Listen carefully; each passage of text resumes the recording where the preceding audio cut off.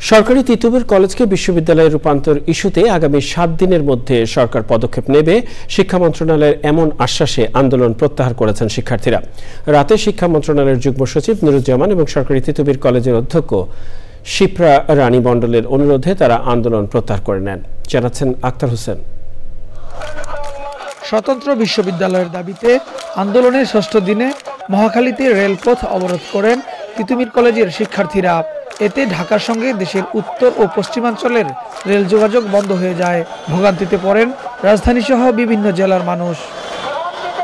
পরিস্থিতি সামাল দিতে শিক্ষার্থীদের সঙ্গে আলোচনার জন্য ঘটনাস্থলে যান শিক্ষা মন্ত্রণালয়ের প্রতিনিধি দল।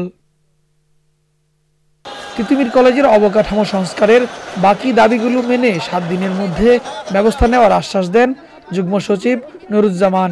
24 এবং 25 শিক্ষাবর্ষ, এই শিক্ষাবর্ষ ভর্তির যে প্রক্রিয়া হবে, অর্থাৎ ঢাকা বিশ্ববিদ্যালয়ে যে অধিভুক্ত সেই প্রেক্ষিতে হবে নাকি বিশেষ তিতুমির কলেজের জন্য কোনো বিশেষ কাঠামোর অধীনে হবে নাকি জাতীয় বিশ্ববিদ্যালয়ের অধীনে হবে, এইটা পর্যালোচনা করে অতি দ্রুত সম্ভব একমতে আসার জন্যে তিতুমির কলেজের শিক্ষক মণ্ডলী, ছাত্র প্রতিনিধি এবং শিক্ষক মন্ত্রণালয়ের প্রতিনিধি সম্মিলিতভাবে একটি প্রস্তাবনা তৈরি করে এবং সেটি যাতে সবার কাছে গ্রহণযোগ্য হয় এবং একটা ভালো চমৎকারভাবে বর্তমান চলমান যে শিক্ষাবর্ষে ভর্তি কার্য সমাপ্ত হয় সেই সিদ্ধান্ত অতি দ্রুত গ্রহণ করা হবে।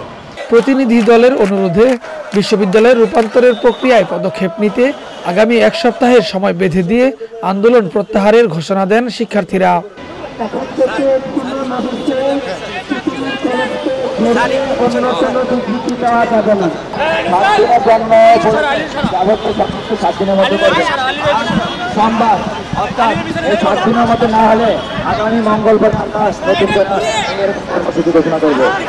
অনশনরত শিক্ষার্থীদের জুস খাইয়ে দেন অধ্যক্ষ শিপ্রা রানী সাহা।